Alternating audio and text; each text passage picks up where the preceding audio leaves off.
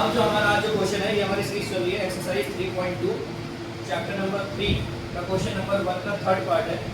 ये given equation से आपको pair of linear equation in two variables इनको हमको सोल्व करना है बाय सब्स्टिट्यूशन मेथड। ठीक है, सोल्व करने का मीनिंग है कि आपको x और y की वैल्यूज को फाइंड आउट करना है। अब कुछ इक्वेशंस ऐसी होती हैं जो इनकी वैल्यूज आपको थोड़ी डिफरेंट देखने के लिए मिल रही है, लेकिन एक्चुअली में क्या है, ये सेम है।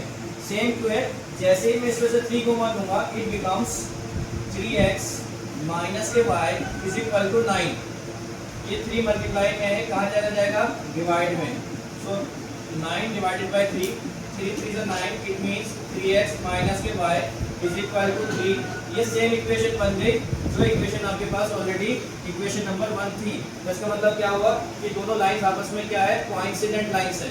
और कोइंसिडेंट लाइंस उन लाइंस को कहा जाता है जिनके पास इनफाइनाइटली मैनी सॉल्यूशंस होते हैं, यानी कि जो एक ही लाइन पर लाई करती है। फॉर एग्जांपल एक लाइन यहाँ ये है और किसी लाइन पर दूसरी लाइन लाई करे तो उसको हम क्या कहते हैं? कोइंसिडेंट लाइंस कहते हैं। लेकिन क्योंकि हमें इसको सोल्व करना है तो हम सब्स्टिट्यूशन मेथड के अकॉर्डिंग इसको क्या करेंगे? सोल्व करेंगे। ठीक है, ध्यान से देखेंगे कैसे करना है। बहुत आसान तरीका है, बिल्कुल बेसिक से समझेंगे। ठीक है, सब्स्टिट्यूशन मेथड ये कहता है किसी भी दोनों इक्वेशंस में से एक इक्वेशन को यूज करके, यूज कैसे करना है कि उसकी x या y की वैल्यू फाइंड आउट करने के बाद उसको दूसरी इक्वेशन में हम क्या कर देंगे? पुट कर देंगे या सब्स्टिट्यूट कर देंगे। ठीक है, ध्यान से देखेंगे। मैं इस वाली इक्वेशन को यूज कर रहा हूँ 3x रीराइट द इक्वेशन। क्या कहेंगे इसको? Rewrite the equation number 1 we have. ठीक है, देखिए ध्यान से 3x कैसे था? ऐसे ही ये माइनस का कुछ कर जाएगा तो plus, it means it becomes 3 plus k y से इक्वेशन नंबर 3 आप कह सकते हैं। नहीं भी कहेंगे तो भी कोई प्रॉब्लम नहीं है। ठीक है, पुट दिस वैल्यू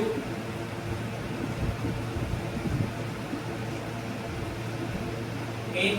अब ये जो वैल्यू है ये इक्वेशन नंबर 1 में पुट करूंगा या 2 में? 2 में, क्योंकि मैंने इसको 1 में यूज किया तो 2 में पुट करेंगे। In equation number 2 we get क्या होगा? ये 9x। देखिए अच्छा एक बात यहाँ पर ये है कि मुझे सिर्फ x की वैल्यू चाहिए। इसकी वैल्यू चाहिए x, तो ये 3 मल्टीप्लाई में है, कहाँ चला जाएगा? तो मैं डायरेक्टली लिख रहा हूँ उसको। ठीक है, तो x become 3 plus k y, जो कि y माइनस की तरह जाकर प्लस, और ये 3 मल्टीप्लाई में कहाँ जाएगा? डिवाइड में। ठीक है, तो अब ध्यान से देखेंगे सेकंड इक्वेशन पुट करूंगा 9 in place of x we write 3 plus k y divided by 3 and minus k 3y is equal to 9। ध्यान से देखेंगे 3 3 जा 9 in bracket 3 plus y minus k 3y is equal to 9। 3 की multiply करेंगे 3 3 जा 9, 3 से y की मल्टीप्लाई करेंगे 3y minus k 3y is equal to 9। 3y से 3y कैंसिल आउट, यानी 9 इज इक्वल टू 9, यानी कि हमारे पास किसी भी वेरिएबल की कोई वैल्यू नहीं आई है। तो इसका मीनिंग क्या होता है? ऐसा एग्जांपल नंबर हमने क्या किया था? 4 किया था, 4 या 5। ठीक है, इसका मीनिंग क्या है? इस साथ ये जो है कौन सी लाइंस है? कोइंसिडेंट लाइंस है। It means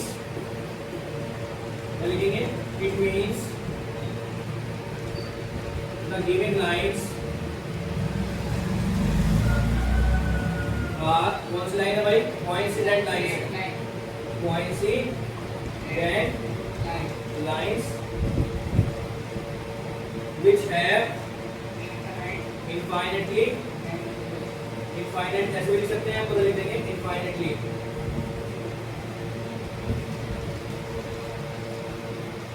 many solution।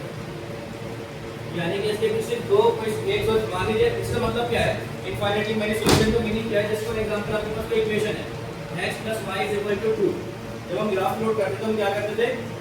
मान लीजिए x की वैल्यू निकाल ली हमने 2 माइनस के y, तो एक बार y की वैल्यू 1 पुट करेंगे तो x की वैल्यू कितनी आ जाएगी? 1। एक बार y की वैल्यू 2 पुट करेंगे तो x की वैल्यू कितनी आ जाएगी? 0, है ना? 2 माइनस 2 0। जब हम y की वैल्यू 3 पुट करेंगे तो y की वैल्यू 3 पुट करेंगे तो 2 माइनस 3 इज माइनस के 1। ठीक है ना? तो ये मतलब इस तरीके से वैल्यूज को पुट करते चले जाएंगे और यानी x की वैल्यू आपके पास आती चली जाएगी।